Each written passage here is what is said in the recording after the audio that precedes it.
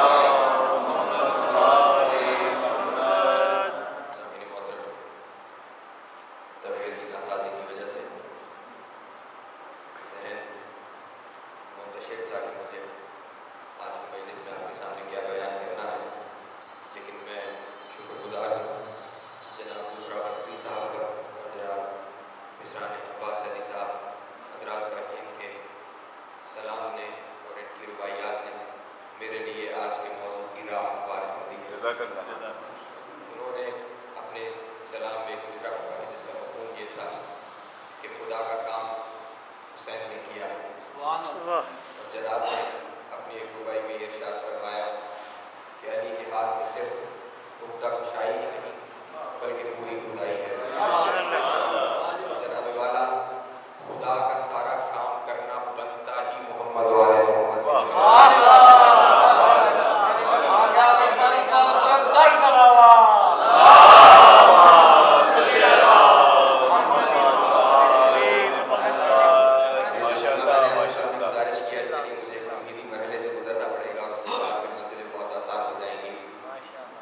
رسول خدا کا ایک مشہور و معروف فرمان ہے کہ جسے تمام مسلمانوں نے اپنی کتابوں میں نقل کیا ہے، حتیٰ کہ ابن حجر مکی نے اپنی کتاب سوائے کے محرقہ میں بھی رسول خدا کے اس فرمان کو نقل کیا ہے کہ رسول خدا نے ارشاد فرمایا اول ما خلق اللہ نوری، کہ خدا بند عالم نے سب سے پہلے میرے نور کو خلق فرمایا. خدا بند عالم نے سب سے پہلے میرے نور کو خلق فرمایا. عزیزان محترم، جب بھی کوئی نئی چیز بنائی جاتی ہے تو اس کے بنانے سے پہلے اس چیز کی اصل کا ہونا بہت ضروری ہے. مثلا اس وقت یہ ممبر ہے، یہ ممبر اس وقت تک وجود میں نہیں ہو سکتا جب تک اس سے پہلے اس کی اصل لکڑی موجود نہیں. بے شک بے شک. جب یہ لکڑی ہوگی، اس کے تراش کراش کے آلے موجود ہوں گے تو پھر یہ لکڑی ممبر کی صورت اختیار کرے گی. یہ ساؤنڈ سسٹم آپ کے سامنے موجود ہے، جب تک یہ لوہا نہیں ہوگا، یہ پلاسٹک نہیں ہوگا، یہ کاپر وائرز نہیں ہوگی، اس وقت تک یہ ساؤنڈ سسٹم وجود میں نہیں آ سکتا. اس کا مطلب یہ ہوا کہ جب بھی کوئی چیز بنائی جاتی ہے تو اس کے ہونے سے پہلے اس کی اصل کا ہونا ضروری ہے. یہ بات طے ہے کہ جب بھی کوئی چیز بنائی جائے گی اس کے ہونے سے پہلے اس کی اصل کا ہونا ضروری ہے. اب سوال میرا یہ ہے کہ جب رسول خدا یہ ارشاد فرما رہے ہیں کہ خداوند عالم نے سب سے پہلے میرے نور کو تخلیق کیا، تو یہ نور محمد مصطفیٰ کی اصل کیا تھی؟ یہ نور رسالت پاک کی اصل کیا تھی کہ جس سے یہ نور وجود میں آیا؟ اگر تو یہ مان لیا جائے کہ کوئی اصل تھی کہ جس سے اس نور نے وجود حاصل کیا تو پھر وہ اصل اول ہو جائے گی. تخلیق میں وہ اصل اول ہو جائے گی، رسول دوسرے درجے پہ چلے جائیں گے. لیکن رسول کہہ رہے ہیں کہ میں سب سے پہلے ہوں. اس کا مطلب یہ ہوا کہ ایک وہ بنانے والا تھا، ایک یہ پاکیزہ بننے والا تھا. اس نے اپنے نور سے پاکیزہ محمد کے نور کو خلق فرمایا. اس نے اپنے نور سے نور رسالت پاک کو تخلیق کیا. اور اب کوئی مجھے یہ کہہ سکتا ہے کہ جب اس نے اپنے نور سے نور رسالت پاک کو جدا کیا تو کیا اس کے نور میں کوئی نقص آ گیا؟ توجہ کروائیں گے. آپ بول رہے ہیں کم از کم میں چند ایسے چہروں کو جانتا ہوں جو مجلس میں بولنا جانتے ہیں. صلوات پڑھ لیجیے آل محمد.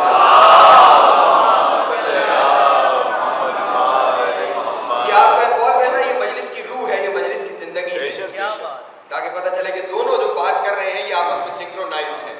یہ کہنے والا صرف اپنی نہیں کہہ رہا بلکہ ان کی ترجمانی کر رہا ہے. اس نے کیا تو کیا اس کے نور میں کوئی کمی آ گئی؟ جیسے اس وقت آپ کے سامنے پھر وہی ممبر کی مثال کہ اس میں سے کوئی ایک سینہ نکال دیجیے تو یہ کامل نہیں رہے گا، یہ مائکروفون کا سسٹم اس میں سے کچھ نکال دیجیے کامل نہیں رہے گا. تو کیا جب اس میں سے یہ نور جدا ہوا تو کیا اس میں کوئی کمی آ گئی؟ تو جناب اس میں کمی آ جائے تو خدا نہیں ہوا کرتا، خدا نام بھی کامل کا ہے، خدا کے یہاں کمال ہی کمال پایا جاتا ہے. تو پھر کوئی مثال تو ایسی ہونی چاہیے کہ جس کے ذریعے ہم سمجھیں کہ وہ بھی اپنی جگہ پہ کامل رہا، یہ جو بن رہا ہے یہ بھی اپنی جگہ پہ کامل ہے. کچھ تو ہمارے ذہن کو سمجھنے کے لیے کچھ تو چاہیے. تو جناب والا بزرگ حضرات یہاں پہ تشریف فرما ہے، انہوں نے یقیناً یہ منظر دیکھا ہوا ہوگا، اور اگر باپڈا جس طرح کام کر رہا ہے اس طرح کرتا رہا تو ہمیں بھی دیکھنے کو نصیب ہوگا کہ گھروں میں روشنی کے لیے دیے جلائے جاتے ہیں. دیے گھروں میں روشنی کے لیے دیا روشن کیا جاتا تھا. اب ایک کمرے پہ وہ دیا روشنی دے رہا ہے، اس دیے کی روشنی کی ضرورت ہے دوسرے کمرے میں. تو کیا کیا جاتا تھا؟ بازار جا کر ایک دوسرا دیا لے کر آتے تھے، اس پہلے دیے کے منہ کو دوسرے دیے کے منہ سے ملاتے تھے. اس دیے کو اس دیے کے منہ سے ملایا جاتا تھا، یہ دیا اپنی جگہ روشن رہتا تھا، وہ دیا اپنی جگہ پھر مکمل روشن ہو جاتا تھا. نہ اس کی روشنی میں کوئی کمی آتی تھی نہ اس کی روشنی میں کوئی کمی ہوتی تھی. بس خداوند عالم کی توحید کا دیا کائنات میں روشن تھا، اس نے اپنی توحید کے دیے سے عصمت کے 14 دیوں کو روشن کر کے کائنات میں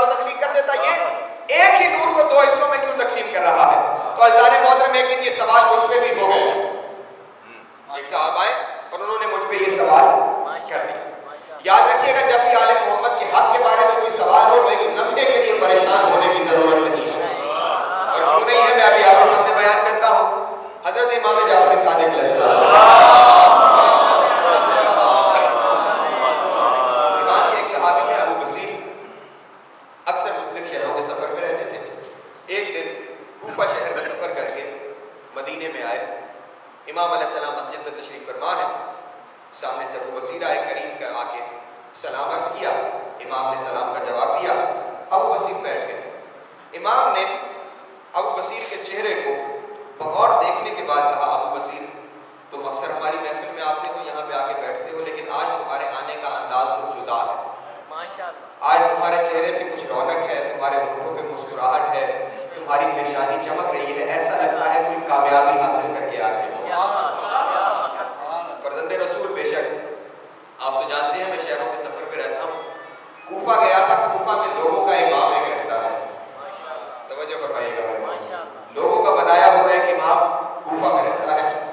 ساتھ میری بحث ہو گئی، آپ کے حق کے اوپر میرا اس کے ساتھ مناظرہ ہو گیا.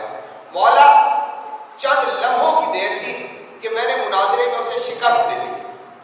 وہ مناظرے میں مجھ سے ہار گیا. امام نے کہا ابو بصیر تمہیں مبارک ہو، خداوند عالم تمہارے علم میں مزید اضافہ کرے. ابو بصیر نے آمین کرنے کے ساتھ ہی کہا لیکن مولا ایک مسئلہ ہے، وہ مسئلہ میں آپ سے دریافت کرنا چاہتا ہوں. ہاں ابو بصیر پوچھو کیا مسئلہ ہے؟ کہا مولا مسئلہ یہ ہے کہ جو مناظرہ تھا وہ سڈن مناظرہ تھا، اچانک ہوا، کوئی پلان نہیں تھا، اور وہ مجھ سے سوال کرنا شروع ہوا اور مجھے ایک لمحے کے لیے سوچنے کی ضرورت نہیں پڑتی تھی. ایسے لگتا تھا جواب میری زبان میں پہلے سے رکھے ہوئے ہیں. وہ پوچھتا چلا جا رہا تھا، میں جواب دیتا چلا جا رہا تھا، وہ پوچھتا چلا جا رہا تھا، میں جواب دیتا چلا جا رہا تھا. کہا ابو بصیر اس میں حیران ہونے والی کون سی بات ہے؟ بہرحال تم بھی اپنے ذہن میں محفوظ کر لو، قیامت تک آنے والے ہمارے شیعوں تک ہماری یہ بات پہنچا دینا. جب بھی کوئی تمہارے سامنے آ کے ہمارے حق کے بارے میں سوال کرے، پریشان ہونے کی ضرورت نہیں ہے، زبان تمہاری چلتی چلے جائے گی، لفظ بنا کے حق رکھتے چلے جائے گی. یہ لفظ بنا کے عطا کرنا ہمارا حق ہے، دفاع کرنا بھی ہمارا کام ہے. تو صاحب میرے گھر میں آ گئے اور انہوں نے کہا جناب کہ یہ دو نور الگ الگ بنائے جاتے ہیں، یہ ایک ہی نور کے دو حصے کرنے کی ضرورت کیا تھی؟ تو جناب میں نے کہا میرے گھر میں مہمان ہے، میں آپ کی تواضع کرنا چاہتا ہوں. میں دوڑا دوڑا گھر میں گیا. میرے ایک دوست نے کشمیر سے اپنے ایک باغ سے جو اس کا سب سے اچھا درخت تھا، ایک سب سے اچھا درخت، اس کے سیب توڑ کے مجھے تحفتاً بھیجے تھے. باغ میں سے ایک ہی درخت کے جتنے سیب آئے وہ ایک ہی درخت، اس ایک کو ذہن میں رکھیے گا. آئے تحفے میں میرے پاس میری فریج میں پڑے ہوئے. میں گیا، میں نے ایک سیب لیا، اچھا خاصا سیب، اور اسے میں نے درمیان سے دو حصوں میں کاٹا اور میں نے جناب کے سامنے رکھا. وہ مولوی صاحب انہوں نے پہلے حصہ کھایا، پھر انہوں نے سیب کا دوسرا حصہ کھایا. جب وہ کھا چکے تو میں نے پوچھا جناب مولانا یہ دونوں کیسے تھے؟ یہ دونوں کیسے تھے؟ انہوں نے کہا حضور یہ آپ نے دونوں کہا، یہ ایک ہی سیب کے تو تھے، جیسا مزہ پہلے میں تھا ویسا مزہ دوسرے میں تھا، جیسا ذائقہ وہاں پہ تھا ویسا ذائقہ یہاں پہ تھا، جیسی خوشبو وہاں آ رہی تھی ویسی خوشبو یہاں آ رہی تھی. میں دوڑا دوڑا گیا، میں نے ایک اور سیب لیا اور وہ بھی میں نے انہیں دیا. وہ سیب بھی کھا گئے. میں نے کہا حضور یہ کیسا تھا؟ کہنے لگے تھا یہ بھی بہت مزیدار تھا، یہ بھی بہت میٹھا تھا، یہ بھی بہت اچھا، لیکن دونوں میں 19-20 کا فرق ضرور تھا. میں نے کہا حضور والی ایک ہی باغ کے ایک ہی درخت کے سیب تھے. انہوں نے کہا بھلے ایک ہی باغ ہوگا ایک ہی درخت ہوگا لیکن دونوں میں 19-20 کا فرق ضرور تھا. میں نے کہا مولانا آپ کو آپ کے سوال کا جواب نہیں مل گیا. اگر اللہ یہ کہتا کہ میں نے محمد اور علی کے دو نور پیدا کیے ہیں تو آپ کہتے جناب ہیں تو دونوں نور لیکن 19-20 کا فرق ضرور ہے. یہ کہتے کہ ایک ہی نور کے دونوں حصے ہیں، بتا دیا جیسا میرا محمد ہے ویسا میرا علی ہے.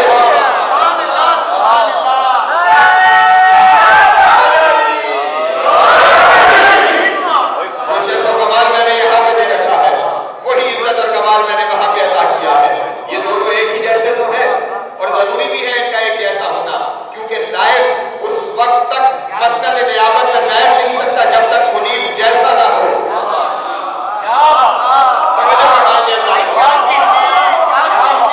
ابھی کل اسلام آباد میں بڑی چہل پہل تھی، جلوس کچھ نکالے گئے.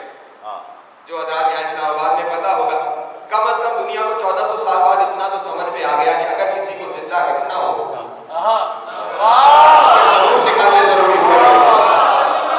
ٹھیک ہے جناب. جب رسول خدا دنیا سے تشریف لے کے گئے تو جو پہلے صاحب رسول کے بعد مسند خلافت پہ آئے انہوں نے وہ زینہ چھوڑ دیا جہاں رسول بیٹھتے تھے، نیچے بیٹھے، ایک زینہ چھوڑ کے بیٹھے. دوسرے صاحب آئے انہوں نے پہلے دونوں زینے چھوڑ دیے، تیسرے پہ بیٹھے. تیسرے صاحب آئے انہوں نے تینوں زینے چھوڑ دیے، چوتھے زینے پہ بیٹھے.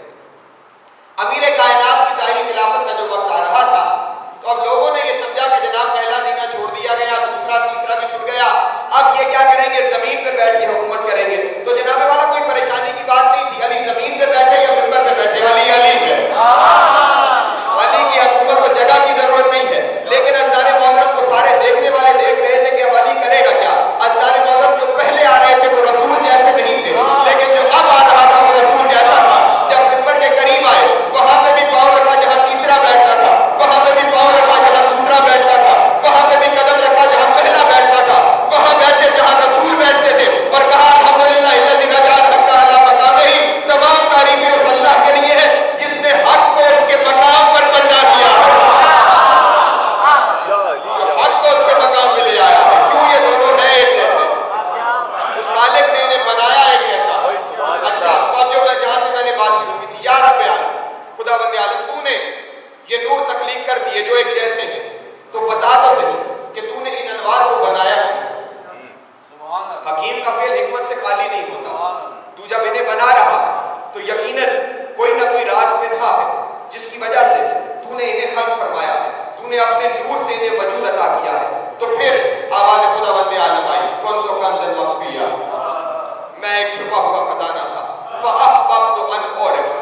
میں نے چاہا کہ میں پہچانا جاؤں، فَخَلَقْتُ الْخَلْقَ، تو میں نے انہیں پیدا کر دیا۔ سبحان اللہ، سبحان اللہ۔ اس نے چاہا کہ وہ پہچانا جائے تو اس نے انہیں پیدا کر دیا۔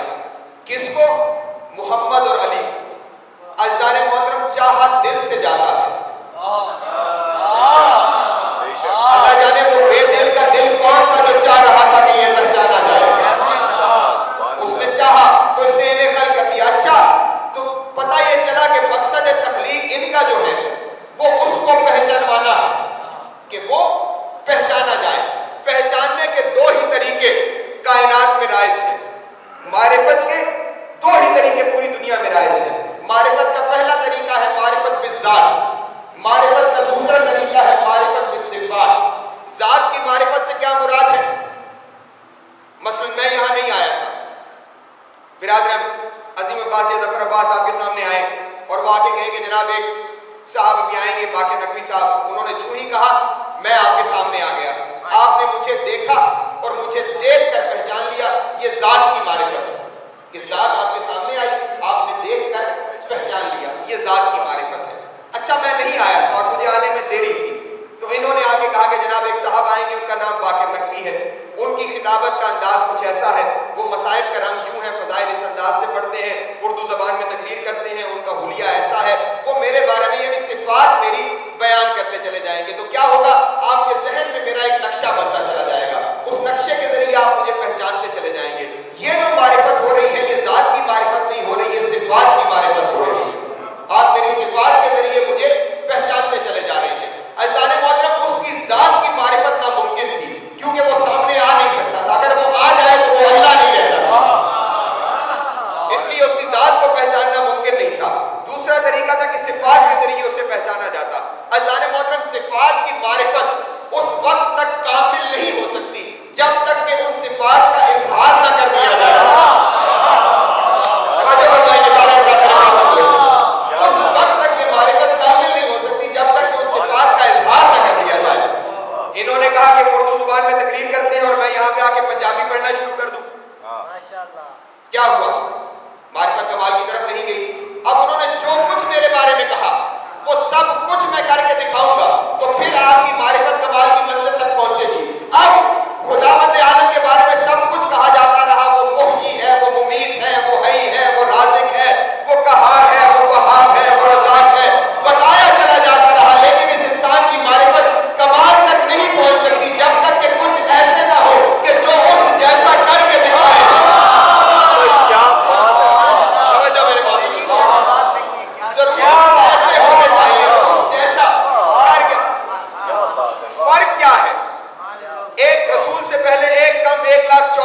انبیاء آئے، کوئی 80 مسلمان کر سکا، کوئی 100 مسلمان کر سکا، کوئی 10 مسلمان، کوئی ہزاروں سال کی تبلیغات، 2500 سال حضرت نوح علیہ السلام، کتنی بڑی تبلیغ، 80 مسلمان، یہ ہزاروں سال کی تبلیغات والے، کوئی 80 مسلمان کر سکا، کوئی 100 مسلمان کر سکا، لیکن میرے پاکیزہ رسول کی 2500 سال نہیں ہے، 2.5 عشرے بھی پورے نہیں بنتے۔ توجہ فرمائیں کہ 23 سال کا ہے وہ عرصہ کہ جس میں رسول خدا نے اعلان رسالت کے بعد تبلیغ کا کام سر انجام دیا ہے۔ جو 2.5 سال میں انبیاء نہ کر سکے وہ یہ 2.5 عشروں میں کر گیا۔ فرق کیا تھا؟ وہاں پہ کمی کون سی تھی، یہاں پہ وہ کمال کون سا تھا؟ فرق بس اتنا تھا، ان ایک کم 1,24,000 انبیاء کے ساتھ وہ موجود نہیں تھا کہ جو صفات الہی کا مظہر تھا۔ کمی ہی یہ تھی، وہاں پہ وہ پنہا ان کی مدد تو کر رہا تھا لیکن سامنے آ کے اس کی صفات کا اظہار نہیں کر رہا تھا۔ اس کے ساتھ کمال یہ تھا کہ جو کچھ وہ تھا وہ سب کچھ کرنے والا اس کے ساتھ موجود تھا، اس کی صفات کو ظاہر کرنے والا اس کے ساتھ موجود تھا۔ اس نے کہا کہ میں محیی ہوں، میں زندگی عطا کرتا ہوں۔ لوگ کبھی کسی نے نہیں دیکھا کہ وہ آیا ہو۔ اچھا، قرآن میں بلکہ عربی زبان میں علماء کرام تشریف فرما ہے، جناب قبلہ مختار حسین صادقی صاحب قبلہ صاحب جو یہاں پہ پیشنواز ہے تشریف فرما ہے، 2 الفاظ استعمال ہوتے ہیں، ایک احیا اور ایک انشاء۔ احیا وہ ہوتا ہے کہ کوئی چیز مردہ ہو اور اس مردے کو زندگی عطا کی جائے، اور انشاء یہ ہوتا ہے کہ کوئی شے نہیں تھی، لا شے کو شے کر دیا جائے، لا شے کو شے کر دیا جائے۔ اس نے اپنے آپ کے لیے یہ بھی استعمال کیا کہ میں انشاء کرتا ہوں، میں لا شے کو شے بنا دیتا ہوں، اور میں محیی بھی ہوں، میں مردوں کو زندگی بھی عطا کرتا ہوں۔ عزیزان محترم، دنیا نے کبھی نہیں دیکھا تھا کہ اس نے کبھی آ کر کسی مردے کو زندہ کیا ہو، اس لیے انہوں نے محیی کی صرف سنی تو تھی، لیکن محیی کو کبھی محیی بنتے ہوئے دیکھا نہیں تھا کہ ایسا ہوتا کیسے ہے۔ لیکن ایک دن عزیزان محترم، امیر کائنات کوفہ شہر سے باہر نکلے، حضرت قمر ساتھ ساتھ چلتے چلے جا رہے ہیں، قبرستان میں امیر کائنات داخل ہوئے، قبرستان میں داخل ہوتے ہوئے ایک پرانی قبر کو علی نے ٹھوکر مار کے کہا، قوم بیزنی، اٹھ میرے حکم سے۔ قبر سے مردہ اٹھا، اور اٹھتے ہی جو ہی اس کی نگاہ علی کے چہرے پہ پڑی، کہا السلام علیکم یا امیر المومنین، اے مومنین کے امیر آپ پر میرا سلام۔ وعلیکم السلام یا عبداللہ الصالح، اے اللہ کے صالح بندے تجھ پر بھی میرا سلام۔ کچھ گفتگو ہوئی، قمر کہتے میری سمجھ میں نہیں آئی، امیر کائنات نے اسے اجازت دی، مردہ قبر میں چلا گیا، قبر بند ہو گئی، امیر کائنات آگے چلنا شروع ہوئے، قمر پیچھے بھاری قدموں کے ساتھ چلتے چلے جا رہے ہیں۔ چند قبریں گزارنے کے بعد امیر کائنات پھر ایک قبر کے پاس رکے، قمر ہمارا مصلی لاؤ، قمر ہمارا مصلی لاؤ۔ قمر نے مصلی دیا، مصلی بچھایا گیا، امیر کائنات نے 2 رکعت نماز پڑھی، نماز پڑھنے کے بعد ہاتھوں کو بلند کر کے کہا، میرے اللہ مجھے واسطہ ہے اپنے ولی علی کا۔ اپنی زبان سے علی کہہ رہا ہے، اللہ مجھے واسطہ ہے اپنے ولی علی کا، اس قبر کے مردے کو میرے لیے زندہ کر۔ کہنے کی دیر تھی، مردہ پھر باہر آیا، امیر کائنات کے ساتھ پھر کوئی گفتگو ہوئی، مردہ پھر قبر میں چلا گیا، امیر کائنات نے مصلی لپیٹا، قمر کے ہاتھ میں دے کے علی نے چلنا شروع کیا، قمر جہاں کھڑا تھا وہی کھڑے رہ گئے۔ امیر کائنات نے چند قدم چلنے کے بعد محسوس کیا کہ قمر پیچھے رک گیا، پلٹ کر دیکھا، قمر چند قدم پیچھے وہیں پہ قبر کے پاس کھڑے ہوئے۔ قمر کیا ہوا؟ مولا ایک مشکل درپیش ہے۔ میں کہوں گا قمر مشکل کشا تیرے ساتھ ہے۔ مشکل کون سی ہے؟ مولا آپ نے مردوں کو زندہ کیا، کوئی تعجب نہیں، علی جانتا ہے کہ علی مردوں کو زندہ کر سکتا ہے، یہ قمر کی فہم میں بات ہے، میں قمر جانتا ہوں، لیکن امیر کائنات مسئلہ یہ ہے کہ دونوں قبروں کے اوپر رویہ بدلا ہوا ہے۔ پہلی قبر پہ ٹھوکر سے مردہ زندہ کیا جا رہا ہے، دوسری قبر پہ مصلی بچھا کے مردہ زندہ کیا جا رہا ہے۔ یا علی یا دونوں قبروں پہ ٹھوکر مارتے یا دونوں قبروں پہ مصلی بچھاتے، یہ رویے میں فرق کیسا ہے؟ کہا قمر پہلی قبر کے اوپر دنیا کو بتا رہا تھا موت و حیات علی کی ٹھوکر میں ہے، دوسری قبر پہ بتا رہا تھا یہ اختیار دیا ہوا میرے اللہ وحدہ لا شریک له۔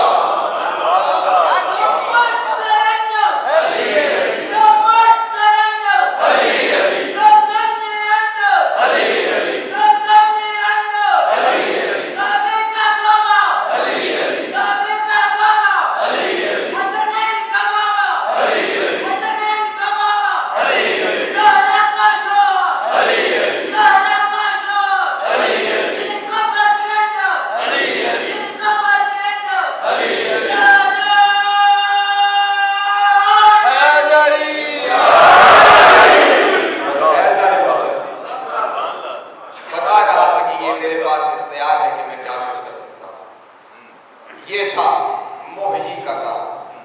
اب مشکل امر وہاں پہ ہے کہ جہاں انشاء ہے، لا شے کو شے بنانا، کچھ ہو ہی نہ اس کو وجود عطا کر دینا۔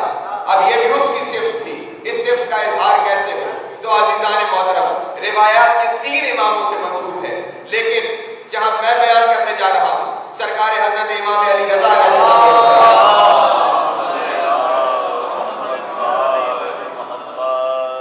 3 طرح کی چیزیں ہوتی ہیں، ایجاد، دریافت اور خلق۔ ایجاد ہوتی ہے چند موجود چیزوں کو ملا کر ایک نئی چیز بنا دینا۔ دریافت ایک پہلے سے چیز موجود تھی، دنیا کی نگاہوں سے چھپی ہوئی تھی، اسے دنیا کے سامنے لے آنا، یہ دریافت کہلاتا ہے۔ خلق کہ کچھ نہیں تھا اور اسے وجود میں لے آنا، لا شے کو شے بنا دینا، یہ خلق کہلاتا ہے، یہ انشاء کہلاتا ہے، اور یہ صفت ہے وحدہ لا شریک کے پاس۔ اب دنیا والوں کو کیسے پتا چلے کہ اس کے پاس یہ صفت موجود ہے؟ تو یہ یا علی بتا سکتا ہے یا علی کے بیٹے بتا سکتے ہیں۔ بیٹھے ہوئے ہیں دربار کے اندر، ہارون نے طے کیا کہ میں کرتا یہ ہوں۔ جادوگروں کو بلایا گیا کہ جادوگروں آ جاؤ، کوئی ایسا کام کرتے ہیں کہ جس کی وجہ سے محفل کے اندر آل محمد میں سے کسی کو شرمندہ ہونا پڑ جائے۔ جانتا نہیں تھا شرمندگی ہمیشہ اس کا مقدر ہوگی جو ان کے سامنے آیا کرتا ہے۔ ان کے یہاں کچھ نہیں آیا۔ جادوگروں کو کہا یہ جو نوالے ہیں جو اٹھاتے چلے جائیں گے امام رضا علیہ السلام، ان نوالوں کو ہاتھوں سے اڑانا ہے۔ جادوگروں نے اپنا سحر کیا، وہ سحر امام پہ تو اثر کر نہ سکا۔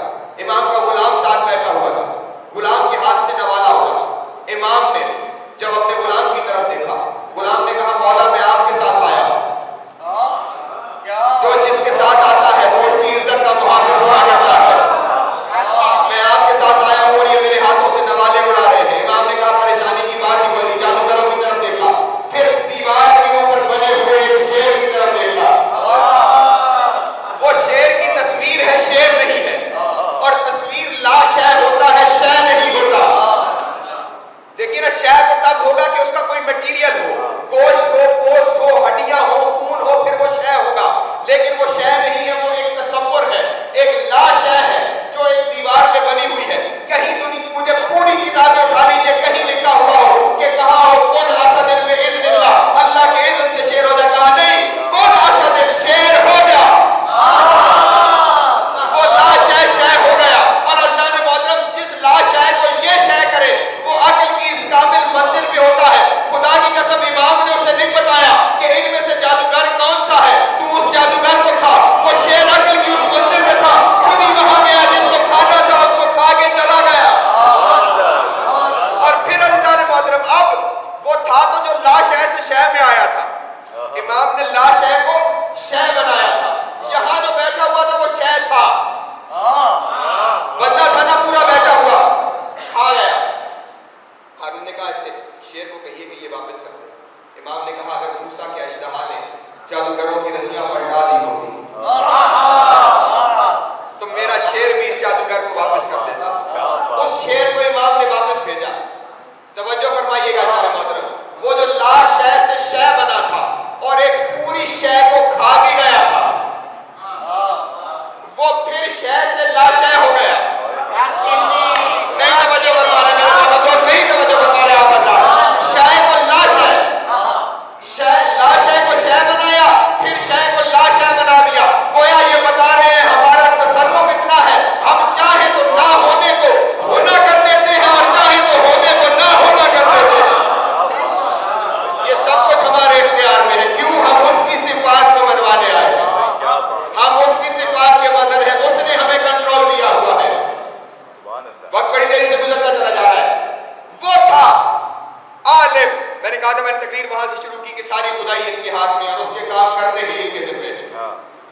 کہا گیا کہ وہ ذرے ذرے کا عالم ہے، لیکن دنیا نے نہیں دیکھا کہ کوئی ایسا آیا ہو کہ جو کائنات کے ہر ذرے کا عالم۔ امیر کائنات واپسی ہو رہی ہے جنگ صفین سے، ساتھ ساتھ ہے حضرت مالک اشتر۔ امیر کائنات کا گزر ہوا وادی نمل سے۔ کہاں سے؟ وادی نمل سے۔ جو ہی امیر کائنات وادی نمل میں داخل ہوئے، ساتھ ساتھ مالک اشتر، لشکر ابھی کچھ منزل پیچھے آ رہا ہے۔ مالک اشتر نے کیا دیکھا کہ وادی کا ماحول بدلنا شروع ہوا۔ وہ وادی یکا یک سیاہی سے بھرنے لگی، ایسے لگا جیسے پوری وادی پہ سیاہی چھا گئی، ہر طرف سیاہی ہی سیاہی موجود۔ غور سے دیکھا، چونٹیوں سے وادی بھر گئی، مکمل وادی چونٹیوں سے بھر گئی۔ مالک اشتر نے کہا مولا یہ کون سی جگہ ہے؟ کہا مالک اشتر یہ وہی وادی نمل ہے جہاں سے کبھی سلیمان پیغمبر کا گزر ہوا، ہم اسی وادی نمل سے گزرنے جا رہے ہیں۔ جب جناب مالک اشتر کی نظر پڑی، اس پورے چونٹیوں کا ایک صحرا بن گیا، دیکھ کے کہا کتنی عزت والا ہے وہ جو ان چونٹیوں کی تعداد کو جانتا ہے، کتنی عزت والا ہے۔ اب دل میں تصور ہے خدا کا، کتنی عزت والا ہے وہ جو ان چونٹیوں کی تعداد کو جانتا ہے۔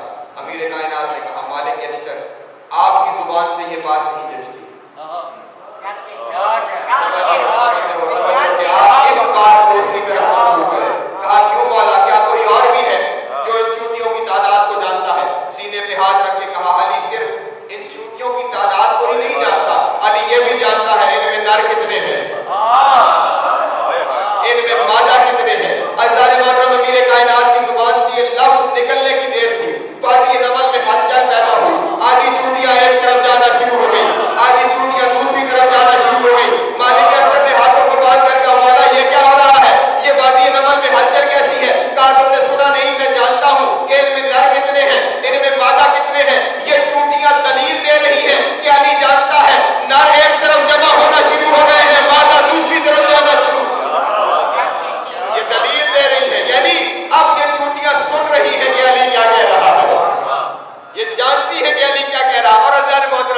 یہ جو چونٹیاں ہیں انہوں نے بہت جگہ پر ولایت امیر المومنین کی گواہی دی.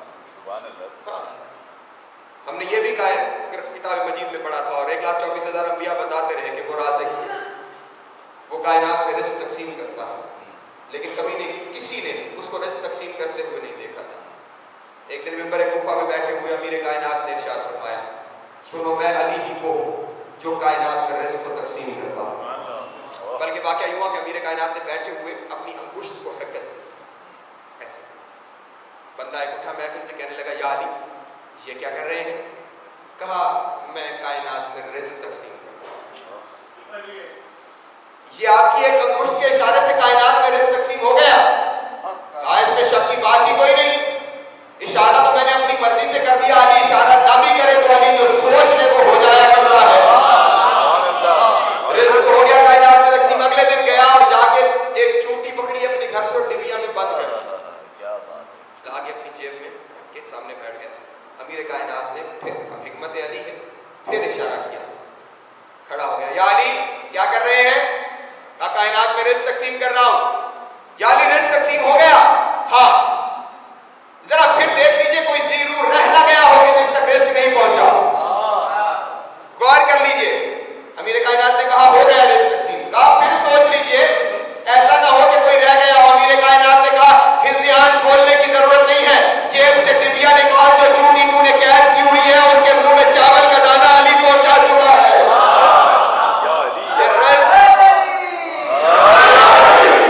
تقسیم کرنا یہ ہماری ذمہ داری ہے اور ہم پہنچاتے ہیں. یعنی اس کی جتنی صفات تھی ان صفات کا اظہار ان کے ذریعے ہوتا رہا. اور بس عزیزان محترمہ, مجھے یہاں پہ تو یہ کہہ سکتا ہے کہ تم جو کچھ پڑھتے چلے جا رہے ہو یہ تاریخی واقعات ہیں, مورخین کے لکھے ہوئے ہیں.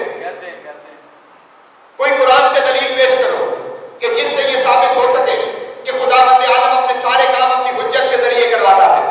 جو کچھ ہے وہ حجت کے ذریعے ہوتا ہے. وہ خود یہ مجبوری ہے ہمارے نقص کی کہ ہم اس کے سامنے نہیں جا سکتے, اور اس کے کمال کی کہ وہ ہمارے سامنے نہیں آ سکتا. اس لیے اس نے کچھ ایسے بنائے ہیں درمیان میں جو ہمارے سامنے بھی آتے ہیں, جو اس کے کمال بھی اس سے لیتے ہیں. تو پھر وہ جو ہے ایسے کہ جو اس کے کمال کے بھی مظہر ہیں اور ہمارے سامنے بھی آتے ہیں, انہیں حجت کہا جاتا ہے. میں کیا کروں؟ منطق کی ایک بحث ہے جو حضرات پھر ریفر کروں گا, علماء کرام تشریف فرما ہے. منطق کی بالکل ابتدائی کتابوں میں ایک کتاب ہے الموجز فی المنطق, اس کی بالکل ابتدائی پہلی بحث ہے تصور کی اور حقیقت کی. میں بہت آسان کرتا ہوں, اس پوری لمبی بحث میں نہیں جاتا. دو طرح کی چیزیں موجود ہوتی ہیں, ایک وہ کہ جو انسانی ذہن میں آ سکے, ایک وہ کہ جو انسانی ذہن میں نہ آ سکے. ٹھیک ہے جناب, مثلا میں کہوں زمین تو آپ کے ذہن میں زمین آ جائے گا, میں کہوں پنکھا آپ کے ذہن میں آ جائے گا. لیکن کچھ ایسی چیزیں جو ذہن میں نہیں آتی, مثلا خدا نہیں آ سکتا ذہن, جن دیکھا ہوا نہیں ہے ذہن میں آنا مشکل ہے, روح دیکھا ہوا نہیں ہے ذہن میں آنا مشکل ہے. عزیزان محترم, جو ایسی چیز کو کہ جو ذہن میں نہ آ سکے اسے اس ذہن میں پہنچا دے, جو چیز کسی کے تصور میں نہ آ سکے اسے کسی کے تصور میں داخل کر دے, اس کمال کو کہ جو کسی نہ سمجھ میں آنے والی چیز کو سمجھا دے, حجت کہا جاتا ہے. کسی نہ سمجھ میں آنے والی چیز کو جب سمجھا دے اسے حجت کہا جاتا ہے. تو عزیزان محترم, اس کے کام حجت کے ذریعے ہوتے ہیں. یہ قرآن سے دلیل آپ کے سامنے پیش کرتا ہوں. حضرت ابراہیم علیہ السلام شجرۃ الانبیاء, 4000 نبی جس کی نسل سے ہوئے ایسا عظیم پیغمبر, وہ پیغمبر ایک دن خداوند عالم کے سامنے یہ کہنے لگا, رب ارینی کیف تحیی الموتى, اے اللہ تو مجھے دکھا تو مردوں کو کیسے زندہ کرتا ہے. رب ارینی کیف تحیی الموتى, اے اللہ دکھا تو مردوں کو کیسے زندہ کرتا ہے. اللہ نے کہا ابراہیم کیا کوئی شک ہے, ایمان نہیں رکھتے اس بات میں؟ قرآن مجید کی آیت کے لفظ ہے افلا تؤمنون, کیا ایمان نہیں رکھتے؟ آواز آئی, میرے اللہ ایمان رکھتا ہوں. لِیَطْمَئِنَّ قلبी, चाहता ये हूं कि मेरे दिल को इत्मीनान हासिल हो जाए, चाहता ये हूं कि मेरे दिल को इत्मीनान हासिल हो जाए. याद रखिएगा, जब ईमान पर इत्मीनान आ जाए तो उस मंजिल को यकीन कहा जाता है. जब ईमान पर इत्मीनान आ जाए तो उस मंजिल को यकीन कहा जाता है. गोया हजरत इब्राहिम ये कह रहे हैं, मेरे अल्लाह मैं ये चाहता हूँ कि ईमान की मंजिल से निकलकर यकीन की मंजिल पे चला जाऊं. तो लोग कहते हैं अली की तारीफ क्यों बयान करते हो, हम क्या करें, हमें अली के अलावा कोई दिखाई ही नहीं देता कि जिसकी हम तारीफ बयान कर सके. अज़ीज़ान मोहतरम, शजरतुल अंबिया जो 4000 अंबिया का जज है, जो खलीलुल्लाह है, जिसे इमाम होने का शर्फ नसीब हुआ है, वो ये कह रहा है या अल्लाह मैं ये चाहता हूँ कि ईमान की मंजिल से निकलकर यकीन की मंजिल पे चला जाऊं. और इधर मेरा मौला अली है, मुसल्ले पे बैठ के अल्लाह से कलाम करके ये कह रहा है, ऐ अल्लाह तेरी तौहीद के सामने जितने हिजाब पड़े हुए हैं अगर सारे हटा दिए जाए, अली के यकीन में राई बराबर इजाफा नहीं होगा, क्योंकि इजाफा वहां होता है जहां पहले कोई कमी पाई जाए.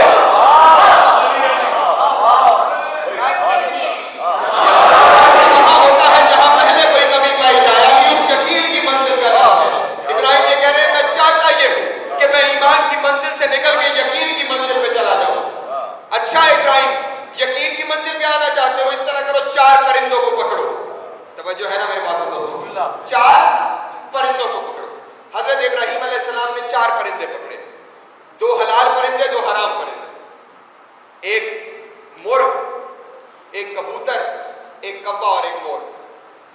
मुर्ग, कबूतर, कब्बा और मोर हजरत इब्राहिम ने पकड़ लिए. अल्लाह की आवाज आई, इब्राहिम ने 4 को ज़िबा कर. हजरत इब्राहिम ने 4 को ज़िबा कर. इब्राहिम अपनी खाल उतार के गोश्त बना. हजरत इब्राहिम ने खाल उतारी, गोश्त बना दिया.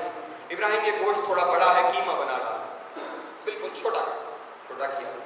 इब्राहिम इन 4 परिंदों के गोश्त को, हलाल गोश्त भी है, हराम गोश्त भी है, आपस में मखलूत कर दो, आपस में इकट्ठा कर दो. हजरत इब्राहिम ने 4 परिंदों के गोश्त को इकट्ठा किया. कहा इब्राहिम अब ये जो पहाड़ियां हैं, इन पहाड़ों की चोटी के ऊपर इस गोश्त को फैला दिया. कुछ ने 10 पहाड़ लिखे, कुछ ने 4 पहाड़ लिखे. बहरहाल 4 थे, 10 थे, जो भी थे, कुछ पहाड़ थे, उनके ऊपर जाके हजरत इब्राहिम ने वो जो मखलूत गोश्त था, हलाल परिंदों का भी और हराम का भी, उसे जाके पहाड़ियों के ऊपर रख दिया. जब हजरत इब्राहिम वापस रख के आए, कहा या अल्लाह तेरा हुक्म की तामीर हो गई, मैं रखा है. इब्राहिम ये जो तुमने इनके सर उतारे थे ना, चोंचे, इनकी मिनकारों को, इनकी चोंचों को अपने हाथ में पकड़ो. हजरत इब्राहिम अलैहिस्सलाम ने परिंदों की चोंचों को अपने हाथ में पकड़ लिया. मुर्ग की भी पकड़ ली, कबूतर की भी पकड़ ली, मोर की भी पकड़ ली और कब्बे की भी पकड़ ली. हलाल परिंदों को भी हाथ में पकड़ लिया, हराम परिंदों को भी हाथ में. कहा इब्राहिम आप इस तरह करो कि इन 4 परिंदों को आवाज दो, इन 4 परिंदों को आवाज दो. लीजिए हजरत इब्राहिम अलैहिस्सलाम ने आवाज दी. वो जो गोश्त था वो उड़ना शुरू हुआ. हलाल वाला गोश्त हलाल वाली चोंच के पास पहुंचना शुरू हुआ, हराम वाला गोश्त हराम वाली चोंच के पास पहुंचना शुरू हुआ. हलाल वाला अपनी जगह पे आना शुरू हुआ, हराम वाले अपनी जगह पे आना शुरू हुआ. जब तक आप मैं जो कहना चाह रहा हूं उस पर नहीं पहुंचेंगे, मैं ये रिपीट करता रहूंगा. हलाल वाला अपनी जगह पे आना शुरू हुआ, हराम वाला अपनी जगह पे आना शुरू हुआ, हलाल वाला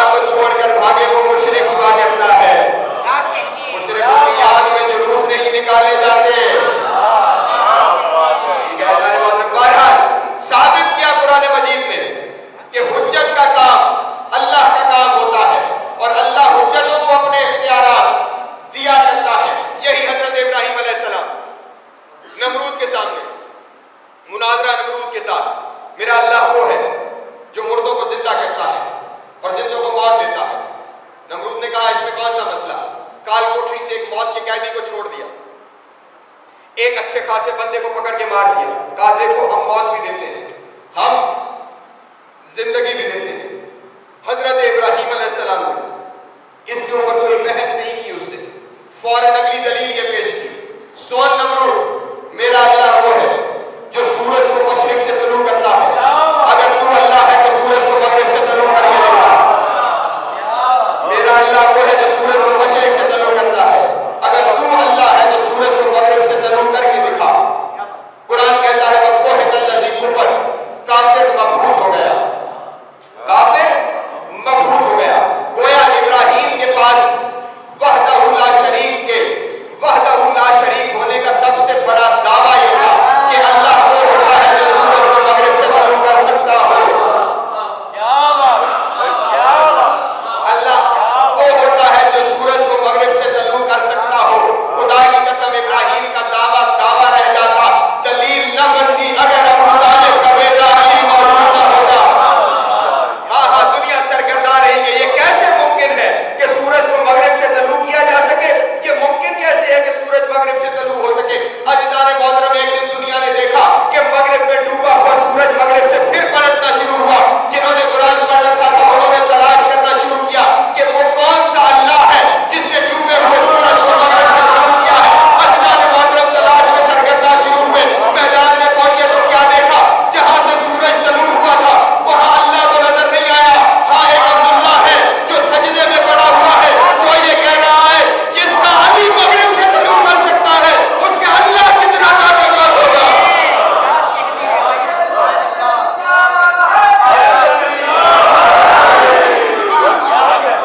جس کے علی میں اتنی بڑی طاقت ہے وہ خود کتنا بڑے قوتوں کا مالک ہوگا. عزیزان محترم, یاد رکھیے گا جو انکار آل محمد کے فضائل کا کرتا ہے وہ آل محمد کے فضائل کا انکار نہیں کرتا, وہ اللہ کے اختیار کا انکار کرتا ہے. ان میں شک اس میں شک ہے. جب وہ نمائندہ بنا کے بھیجتا ہے تو کامل بنا کے بھیجتا ہے. کام جو ہے اس کو پہچانوانا. چھوٹی سی مثال ہے, کوئی یہاں سے آپ حضرات کیپٹل میں بیٹھے ہوئے ہیں, جب یہاں سے سفارتکار بھیجا جاتا ہے دوسرے ملک پہ تو کیا کیا جاتا ہے, سفارتی اختیارات دیے جاتے ہیں کہ تم جب وہاں پہ جا رہے ہو تو ہماری جگہ پہ جا رہے ہو, تم یہ اختیارات استعمال کر سکتے ہو. گویا وہ اس کی جگہ پر موجود ہوتا ہے, اس کے اختیارات کو استعمال. آپ وہاں پہ بیٹھے اور سامنے والا آئے سامنے اور کہے کہ جناب ہم یہ والا معاہدہ کرنا چاہتے ہیں, وہ کہے جناب نہیں یہ تو کرنے کا میرے پاس اختیار ہی نہیں ہے. وہ کہے گا تو جناب آپ سفارتکار کیسے ہیں, یہاں پہ آئے کیوں تھے؟ تو جب اس نے انہیں بھیجا تھا اپنے آپ کو منوانے کے لیے تو اب جیسا وہ تھا ویسا ان کا ہونا ضروری تھا تاکہ لوگ اسے کامل طریقے سے پہچان سکیں. اور یہی وجہ ہے جان محترم, کتاب ہے سلیم بن کیس ہلالی, مومنین کے گھر میں یہ کتاب موجود ہوگی. رسول خدا نے ایک دن حضرت سلمان فارسی کو بلایا اور بلا کے کہا سلمان امیر کائنات کو اور ساتھ یہ باقی 3 بندے ہیں ان کو لے جاؤ, کل صبح سورج کے طلوع ہونے سے پہلے پہاڑ کی چوٹی پہ چلے جانا اور پہاڑ جسے سلام کرے چوٹی پہ جانا, سورج جب طلوع ہو رہا ہو ان سب کو کہنا کہ یہ سورج کو سلام کرے. جس کے سلام کا جواب سورج دے وہی کامل و اکمل ہے, وہی اعلیٰ و ارفع ہے, وہی میری منبر اور میری مسجد کا وارث ہے. اذان محترم, صبح ہونے سے پہلے پہاڑ کی چوٹی پر پہنچ گئے. لیجیے مشرق سے سورج طلوع ہوا, امیر کائنات نے ساتھ والوں کو کہا پہلے تم تینوں سلام کر کے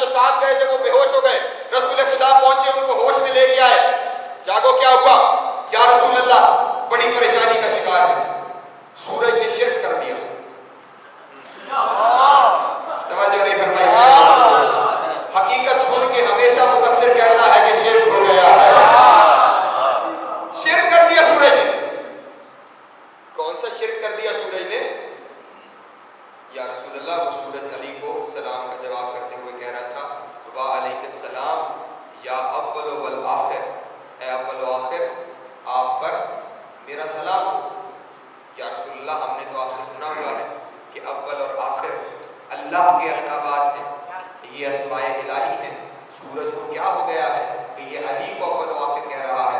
رسول نے کہا سورج کو کچھ نہیں ہوا، تمہاری عقلوں پہ حیف ہے، وہ اول و آخر حقیقت میں ہے، یہ اس کا ظاہر ہے، اسی کو تو اول و آخر کا۔ یا رسول اللہ وہ یہ بھی کہہ رہا تھا ظاہر و باطن، ظاہر بھی ہے اور باطن بھی ہے۔ اب رسول نے ان کی عقلوں کے مطابق انہیں جواب دینا شروع کیا، کہا سنو اول یہ اس لیے ہے کہ یہ کائنات کی تخلیق کے اوپر گواہ ہے، کائنات کی تخلیق اس کی آنکھوں کے سامنے ہوئی، اور تم نے مجھ سے سنا نہیں ہے کہ میں نے کہا ہے کہ جب کائنات ختم ہو جائے گی تو ایک آواز اٹھے گی لمن الملک اليوم، آج حکومت کس کی ہے؟ تو ایک جواب دینے والا کہے گا للہ الواحد القہار، آج حکومت واحد و قہار کی ہے۔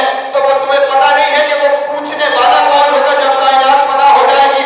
یہ جواب دینے والا کون ہوگا جب کائنات فنا ہو جائے گی؟ آپ کو باندھ کے کہا یا رسول اللہ وہ کون ہے؟ کہا وہ پوچھنے والا میں محمد مصطفیٰ ہوں اور بتانے والا میرا بھائی علی مرتضیٰ ہے، جو بتائے گا کہ آج حکومت واحد و قہار کی۔ اور یہ وجہ اللہ ہے، یہ اللہ کا چہرہ ہے، اس کے پاس سارے اختیارات اس کے دیے ہوئے ہیں، یہ کائنات پر تصرف رکھتا ہے، کائنات کا کوئی ذرہ ایسا نہیں ہے کہ جو علی کی حکومت سے باہر ہو۔ اور عزیزان محترم بس میں نے گفتگو کو تمام کر دیا ایک مثال دے کے، وقت بہت گزر گیا، آسان سی مثال تاکہ تمام ذہنوں میں بات بیٹھ جائے کہ جو کچھ کہا جا رہا ہے وہ کوئی ماورائے فطرت ماورائے عقل بات نہیں کی جا رہی۔ حدیث قصہ آپ حضرات نے پڑھ رکھی ہے، شب جمعہ گھروں میں حدیث قصہ منعقد کی جاتی ہے اور بہت بڑا عظیم ذکر ہے، مجتہد ہے بہت بڑے وحید خراسانی، وہ فرماتے ہیں کہ جس گھر میں رزق کی تنگی ہو وہ شب جمعہ کو 40 مومنین کو اکٹھا کرے اور حدیث قصہ کا ورد کروائے، حدیث قصہ کی تلاوت کروائے، اگر اس کے گھر میں رزق کی تنگی رہ جائے تو پھر آ کر میرا گریبان پکڑ لے۔ مجتہد یہ ارشاد فرما رہے ہیں، پتہ نہیں ہمیں صرف مجتہدوں کی وہ باتیں کیوں بتائی جاتی ہیں کہ جن باتوں کے ذریعے یہاں انتشار پھیلا۔ یاد رکھیے گا جو علماء کرام حقیقت کی منزل پر موجود ہیں، ہمیں غلط ریپرزنٹیشن پیش کی جاتی ہے۔ آپ انٹرنیٹ پہ جائیے اور وہاں پہ جا کے یہی آیت اللہ وحید خراسانی کی یہاں پہ کہا جاتا ہے کہ زنجیر زنی سے منع کیا جاتا ہے۔ میں نے خود اپنے کانوں سے ایک تقریر انٹرنیٹ کے اوپر ان کی جو فارسی زبان میں ہے نیچے انگلش کیپشن لگے ہوئے ہیں، پوری تقریر اس مجتہد نے زنجیر زنی کی اہمیت پر کی ہے کہ یہ کس قدر اہم چیز ہے۔ ٹھیک ہے جناب والا، تو حدیث قصہ اس میں حضرت جبریل خداوند عالم سے یہ پوچھ رہا ہے میرے اللہ یہ چادر کے نیچے کون ہے؟ توجہ فرمائیں گے میرے اللہ یہ چادر کے نیچے کون ہے؟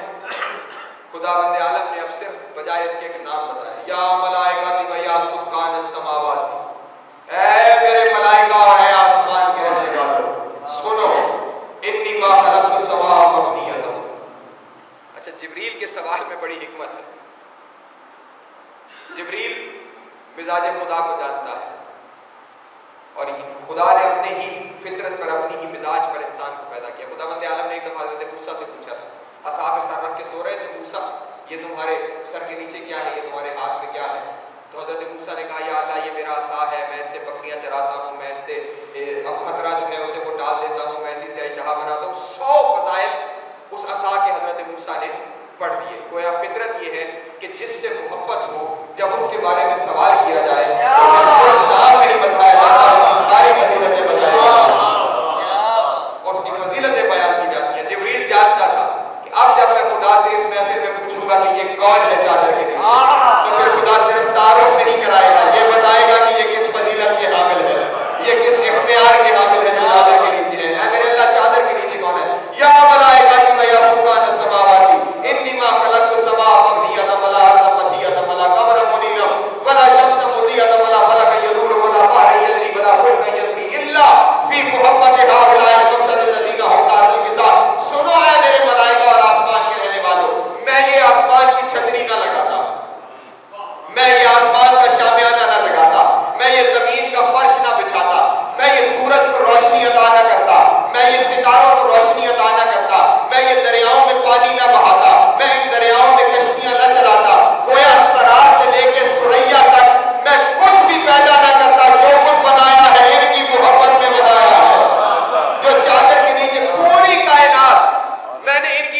بنائی ہے. سبحان اللہ. کچھ بھی ایسا نہیں ہے کہ جو ان کی محبت، سب کچھ کائنات میں جو کچھ ہے سراج سے لے کے سورج، جب پانی کا ذکر کر دیا تو سب کچھ آ گیا. ہم قرآن مجید کی آیت ہے وجعلنا من الماء كل شيء حي، ہم نے ہر زندہ چیز کو پانی سے پیدا کیا ہے. ہم نے ہر زندہ چیز کو، ایک بادشاہ نے نا حاکم شام کا امتحان لینے کے لیے ایک بوتل خالی اس کے پاس بھیج کے کہا حاکم شام سے کہنا اس میں پوری کائنات بھر دے، اس میں پوری کائنات بھر دے. حاکم شام کے پاس جناب وہ خالی بوتل پہنچی، پریشان، میں پوری کائنات اس کے اندر کیسے بھروں، بڑا پریشان. پاس بیٹھا ہوا ایک مشیر تھا، اس نے کہا مشکل وقت میں مشکل کشا کو یاد کرنا چاہیے. دشمنی اپنی جگہ پہ، ذرا وہاں پیغام بھیجو تاکہ وہاں سے کوئی جواب آئے تو ہماری عزت بچ سکے. بھیج دیا آپ نے قاصد کو کہ جا کے وہاں تم اپنی طرف سے یہ سوال کرنا، ہماری طرف سے سوال نہ کرنا. وہ جب پہنچا امیر کائنات کے سامنے بوتل کو لے کر کہا جناب والا اس میں پوری کائنات کو بند کر دیجیے، یہ آپ کا امتحان ہے. کہا یہ تو خود سوال کرنے نہیں آیا، نہ تو خود امتحان کرنے آیا ہے، جس نے تجھے بھیجا ہے اس سے جا کے کہنا کہ جب ہمارے بغیر مشکلیں حل نہیں ہوتی تو ہمارے دروازے پہ چھپ کیوں نہیں جاتا. کہا یعنی اب آپ کو پتہ ہی ہے تو پھر حل کر دیجئے مشکل کو. کہا مشکل کشا ہے، جو بھی مشکل لے کے آئے گا حل کرنا ہمارا کام ہے. کمبر جاؤ اس بوتل میں پانی بھر کے لے آؤ، کیونکہ اللہ نے کائنات کے اس عظیم کتاب میں یہ ارشاد فرمایا ہے کہ ہم نے ہر زندہ چیز کو پانی سے پیدا کیا ہے. جب پانی اس میں بھر گیا سمجھو ہر زندہ چیز اس میں بھر دی گئی. ٹھیک ہے جناب والا. تو اب ہم نے کائنات کا ذرہ ذرہ ان کی محبت میں پیدا کیا. عزیزان محترم، میں یہاں پہ آؤں اور آ کر آپ کے سامنے یہ گزارش کروں کہ جناب والا میں ایک قلم میرے پاس موجود ہو اور میں کہوں جناب یہ جو میں پین ہے یہ میں جناب ناصر زیدی صاحب کی محبت میں لے کر آیا. یہ پین میں ناصر زیدی صاحب کی محبت میں لایا ہوں. اور پھر میں ساتھ ہی کہوں جناب ناصر زیدی صاحب یہ پین میں لایا آپ کی محبت میں ہوں، لیکن مہربانی فرمائیے گا اس پین کے اندر روشنائی بھرنے کی ضرورت نہیں. توجہ نہیں فرما رہے. پھر میں کہوں جناب زید صاحب پین ہے تو آپ کی محبت میں، لیکن مہربانی فرمائیے گا اس سے لکھنے کی بھی ضرورت نہیں ہے. تھوڑی دیر بعد یہ بھی کھڑے ہو جائیں گے اور آپ بھی کھڑے ہو جائیں گے اور آپ نے مجھے یہ کہنا ہے کہ جناب والا جب اس قلم کو، اس پین کو استعمال کرنے کا اختیار انہیں نہیں دینا تھا تو پھر یہ احسان جتلانے کی ضرورت کیا تھی کہ یہ پین میں ان کی محبت میں لے کے آیا. بس میں بھی یہی کہنا چاہتا ہوں جب خداوند عالم نے کائنات پر محمد والے محمد کو اختیار دینا نہیں تھا تو کائنات بنانے کی ضرورت کیا تھی. جب بنائی ان کی محبت میں ہے تو اختیار بھی انہیں عطا کیا. کائنات کا کلی اختیار ان کے پاس ہے. جب چاہتے ہیں، جو چاہتے ہیں، جیسا چاہتے ہیں کر سکتے ہیں. اور ہر خطبے میں امام ارشاد فرماتے رہے ہم چاہیں تو زمین کو آسمان کر دیں، ہم چاہیں تو آسمان کو زمین کر دیں. اور امام حسن نے محفل میں بیٹھے ہوئے بندے کو کہا تھا ہم چاہیں تو عورت کو مرد کر دیں، ہم چاہیں تو مرد کو عورت بنانا ہے. یہ ہمارے اختیار میں ہے کائنات. کیوں؟ ہم اس کے نمائندے ہیں. جب اس کو پہچانوانا ہے تو پھر اس جیسا اختیار لے کے آنا ہے. اب کائنات کو چاہیے تھا کہ ان کے دروازے پہ آ جائے، آ کے سجدہ ریز ہو جائے اور ان سے فیوض و برکات حاصل ہو. آ جاتے اس دروازے پہ. لیکن عزیزان محترم، جناب مرحوم شعبہ زیدی صاحب کی بلندی درجات کے لیے مجلس اعلیٰ ہے. بہت سا ذکر 5 قرآن مجید کے ختم بھی کیے گئے ہیں. دعا ہے کہ یہ سارا سلسلہ اس کا ثواب ان کی روح کو پہنچے اور ان کے درجات عالی ہیں. خداوند عالم تعالی فرمائے. لوگوں کو چاہیے تھا کہ اس دروازے پہ آئے. ایسا نہیں ہے کہ نہیں آئے، آئے ہیں اس دروازے پر آئے ہیں. لیکن کبھی آگ لے کر آئے، کبھی کیسے لے کر آئے، کبھی رسول کی بیٹی کو زخمی کرنے آئے، کبھی قتول کی بیٹی کو زخمی. اس گھرانے کی قسمت عجیب ہے. ایک مصیبت جس وقت میری نگاہوں کے سامنے ہے بس وہی میں آپ کے سامنے بیان کرتا ہوں. اہل بیت کا قید ہوا قافلہ شام کے بازار کے باہر پہنچ گیا. بیویوں کو اونٹوں سے اترنے کا حکم آ رہا ہے. علی کی بیٹیوں کو اونٹوں سے اتار اس بازار کا سفر پیدل کرنا ہے.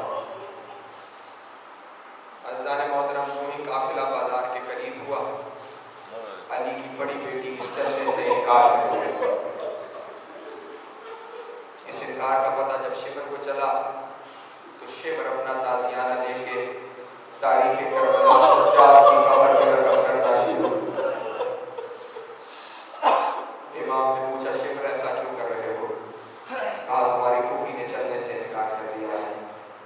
جب تک علی کی بیٹی چلے گی نہیں اس وقت تک میں ظلم کرتا رہوں. امام نے کہا مجھے اپنی پھوپھی سے پوچھ لینے دو.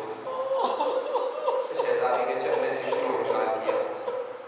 عزیزان محترم امام پہنچ گئے شہزادی زینب کے سامنے اور آ کر کہا پھوپھی اماں کوفہ جیسی مشکل منزلیں گزار آئی ہو, اس شہر سے قیدی بن کے گزر آئی ہو کہ جس شہر میں کبھی شہزادی بن کے گئی. اب شام کے بازار میں چلنے سے انکار کیوں ہے؟ کہا میرا بیٹا میری جان چلنے سے انکار نہیں ہے, لیکن ایک راز ہے جو راز میں تمہیں بتانا چاہتی ہوں. پھوپھی اماں ارشاد فرمائیے. کہا سجاد 21 رمضان سن 40 ہجری میرے بابا دنیا سے جانے والے. میرے بابا نے مجھے بلایا اور اپنی ساری اولاد کو کہا کہ تم چلے جاؤ, میں نے زینب سے کوئی بات کرنی. بابا نے مجھے اپنے پاس بلایا, میرے سر پہ بوسہ دیا, میرا سر اپنے سینے پہ رکھ کے بابا بہت روئے اور رونے کے بعد بابا نے مجھ سے کچھ کہا اور بابا نے ایسا کہا کہ میری چیخیں نکل گئی. مجھ سے وہ لمحہ برداشت نہ ہو سکا. سجاد وہ راز میں نے اپنے بھائی حسن کو بھی نہیں بتایا. میرا حسین